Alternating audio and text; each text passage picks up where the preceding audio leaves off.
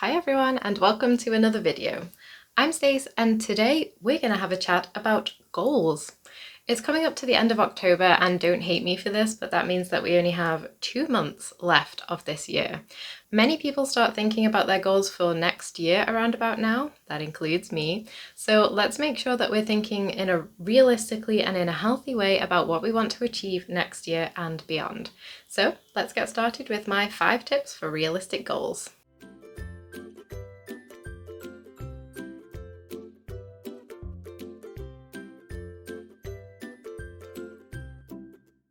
It's perfectly fine to aim high, to have a lot of goals and to reach for the stars and all the things that you want. And I think that kind of determination is amazing and really admirable. However, we do have to be willing to realistically manage these goals and our expectations surrounding them. Not doing so can actually be really harmful to us and can be detrimental to what we want to achieve. So there's no need to run until you burn out, no need to go at 110%, at all times to achieve things at the speed of light. There's no need to leave yourself no room to rest, and there is no need to consider yourself a failure if something just takes a bit longer than you thought or if you suffer some kind of setback. There has to be some kind of balance in there somewhere.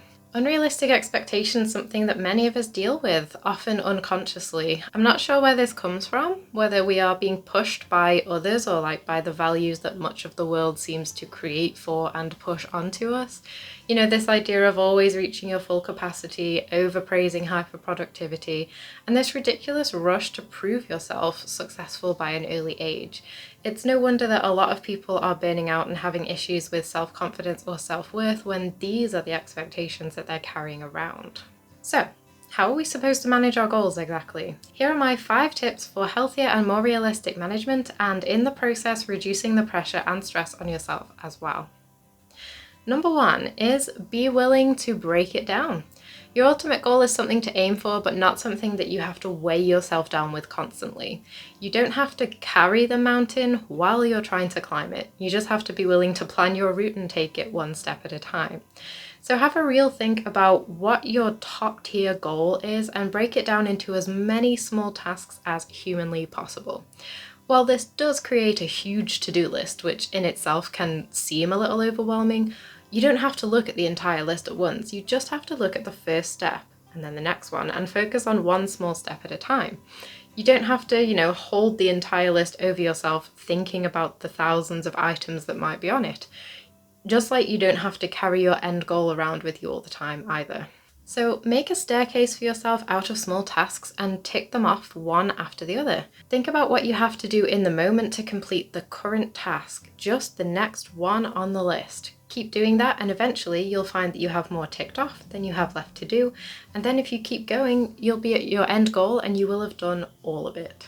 Number 2, be realistic with your timelines.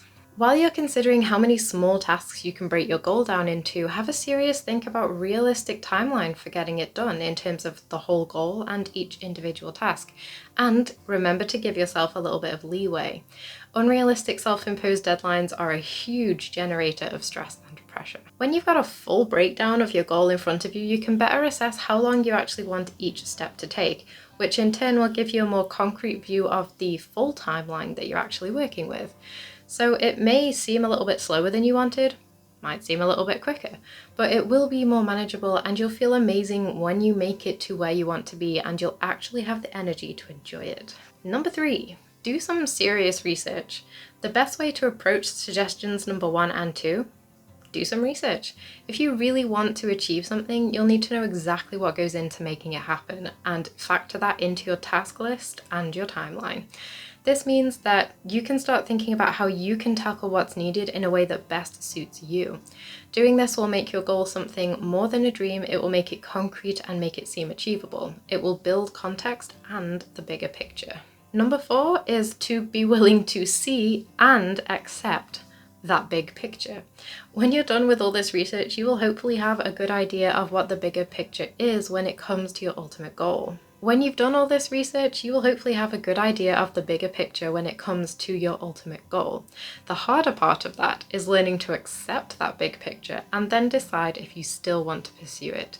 When I decided I want to traditionally publish my books, I did a lot of learning about the industry, and I am still learning, but it revealed that I'd have to commit to writing a lot of books, querying many times, face a lot of rejection before only potentially getting an agent, and this would take many, many years. And I also know that I could keep writing and querying books and still never get picked up by an agent. And even if I do get picked up by an agent, that doesn't guarantee the selling of one of my books, and that is what I mean about being willing to see and accept the big picture. This helps to manage my expectations when it comes to my goal, even if it can be a little bit tough to learn just how difficult something is to achieve. And number 5, stop using comparison against yourself. Don't use negative comparisons in parallel with your goals. Even more importantly, don't use negative comparisons as a bedrock for your goals, or any kind of comparison at all. For example, well, this person managed to do this and more in 6 months, so I should be able to as well, and I'm a total failure if I can't. That is one of the most harmful ways to add pressure to yourself and make yourself feel inadequate at the same time. Using other people's progress to build your expectations for yourself is not realistic. You are you, you're not them, and you have your own personal circumstances to contend with, and you don't know what theirs are. So focus on yourself and what's realistic for you. Hopefully, all of these things will help you to better manage your goals and as a result, make them seem more manageable, with the added bonus of reducing the pressure and stress of completing them too. If any of these tips don't work for you, that's completely fine. These are just things that I found useful personally, although I'd love to hear your alternative methods and extra tips in the comments too. Do you have a particular way of planning out your goals every year? Let me know your process and also some of your goals for the coming year if you're comfortable sharing. I'm certainly already considering what my goals will be for next year, including a huge change about my intended path as a writer, and I will be doing a video about that and the writing thing a bit closer to the end of the year when I've got my thoughts much more straight on it and got my goals set up a lot more concretely. So that's it for this video. Remember that your best is good enough and you can have a fresh start whenever you need one. Look after yourselves and I will see you on the next one. Bye!